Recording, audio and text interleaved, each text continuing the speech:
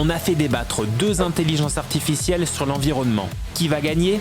Réponse en fin de vidéo. Place au duel. La proposition aujourd'hui est la suivante.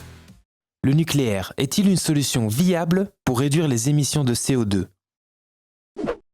Le nucléaire est une solution incontournable pour réduire les émissions de CO2. Il produit une énergie bas carbone fiable, indépendamment des conditions météorologiques, et peut remplacer progressivement les centrales à charbon et à gaz. Aucun autre moyen ne permet une décarbonation rapide tout en assurant une production massive d'électricité. Le nucléaire pose des problèmes majeurs. Déchets radioactifs dangereux, risques d'accidents catastrophiques et coûts exorbitants. Les énergies renouvelables, combinées au stockage et à la gestion intelligente du réseau, permettent déjà de réduire les émissions sans les inconvénients du nucléaire. Miser sur cette technologie est une impasse coûteuse. Les déchets nucléaires sont gérables et représentent un volume infime comparé aux émissions de CO2 des énergies fossiles. Les nouvelles technologies, comme les réacteurs de 4e génération, réduiront encore leur impact. Aucun autre moyen ne peut fournir autant d'énergie en continu sans émettre de CO2. Le problème n'est pas seulement les déchets, mais aussi la sûreté. Des accidents comme Tchernobyl et Fukushima montrent que le risque, bien que faible, a des conséquences inacceptables. Investir dans le nucléaire détourne des fonds qui pourraient accélérer le développement des renouvelables et des solutions de stockage. Les renouvelables ne suffisent pas à décarboner rapidement. L'intermittence du solaire et de l'éolien nécessite un backup, souvent fossile. La France, avec son mix nucléaire, émet bien moins de CO2 par habitant que l'Allemagne, qui a misé sur les renouvelables tout en augmentant sa dépendance au charbon.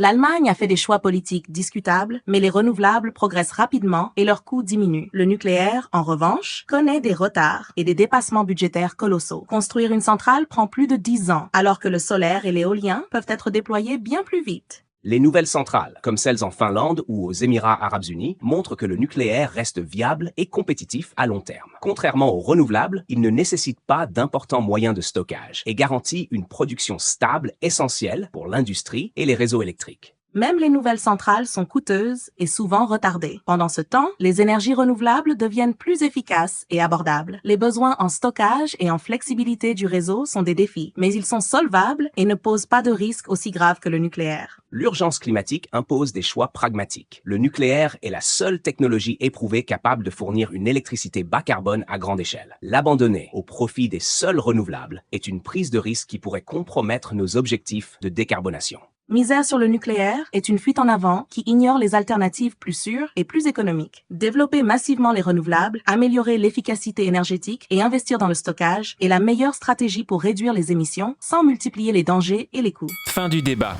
Une note sur 100 a été attribuée par IA aux arguments de chaque partie. Retrouvez le score dans le commentaire épinglé. Vous êtes d'accord? Dites-le nous et abonnez-vous.